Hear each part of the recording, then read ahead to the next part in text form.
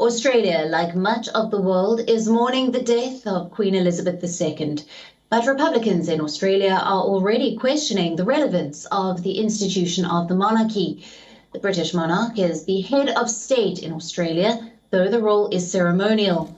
Republicans in the country have once again revived a long-standing debate on ending Australia's association with the British monarchy. In 1999, Australia had even held a referendum on becoming a republic, but it was defeated with 55% of the voters opposing it. Australian Greens party leader Adam Hancock, a prominent Republican who said that while their thoughts are with the Queen's family, Australia must move forward and become a republic. However, the leader was criticised for bringing up the issue just hours after the Queen's death. The Australian Republic movement also offered condolences for the Queen. They noted that the Queen had backed the 1999 referendum. She had affirmed it was an issue for the Australian people and them alone to decide.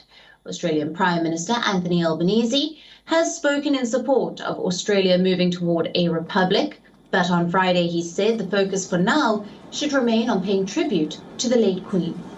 Australia has declared national mourning Queen on the 22nd of September. The Prime Minister, along with Governor-General David Hurley, will be in London for the Queen's funeral on the 19th of September. Today, King Charles III was officially proclaimed head of state of Australia and New Zealand. Meanwhile, the Prime Minister of Antigua and Barbuda, Gaston Brown, announced that he will call for a referendum on the country becoming a republic within 3 years following the death of the Queen. The Caribbean country is one of 14 nations to retain the British monarch as their head of state. Now, for more on this, we are being joined by Adam Hancock from Sydney. Adam is a journalist. Hello and welcome to this broadcast. Now, the monarchy has not been particularly popular in Australia.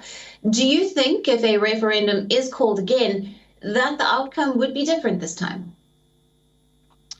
Yes, well, the referendum that was held in 1999, it was pretty close. They obviously decided to stay under the leadership of the Queen. If it was to happen again, recent opinion polls seem to indicate that Australia would look to move away and become a republic. And certainly from speaking to people here in Australia, it's very clear that people have a lot of respect for the Queen. There's lots of support for her. We've seen the Sydney Opera House lit up with a picture of her in the last few days. We've obviously going to have a national day of mourning here as well. And I think people are aware of the Queen and the great job she did around the world, meeting people, leading countries through difficult times. But as they move forward now, a lot of people are questioning that relationship between Australia and the monarchy. A lot of people, they don't know that much about the new king. They don't feel that much connection to him. Australians really felt connection to the Queen. She came here 16 times. She visited large parts of the country. As of yet, they don't fully have that relationship with the new king. So I do think, and I think as well, the fact that this has even been discussed so soon after the death of the Queen indicates that there's a decent chance that things would move away if there was to be another vote. Although I must stress that the Prime Minister, Anthony Albanese, he, who is indeed a fan of Australia becoming a republic, he says now is not the time to be talking about this. He's called for people to respect the Queen at this time and said maybe in the future it's something that should be talked about. So I don't think this is something that is going to move quickly, but I do think that public discourse is going to very quickly focus on this topic. Right, Adam, and it's not just Australia. Antigua and Barbuda saying that they'll hold a referendum within 3 years from the death of the Queen. What, in your opinion, is the future of the British monarchy? Well, I think, we've seen it with Australia. We've seen it with Antigua, as you just mentioned there.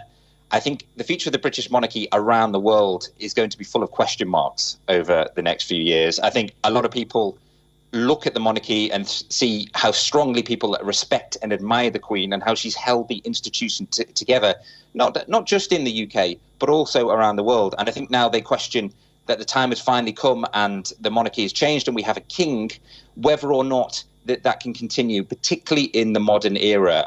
A lot of countries have their own reasons to be sceptical about the monarchy, to question history related to the monarchy. And maybe a lot of them were willing to let things go whilst the Queen was in charge because they respected her.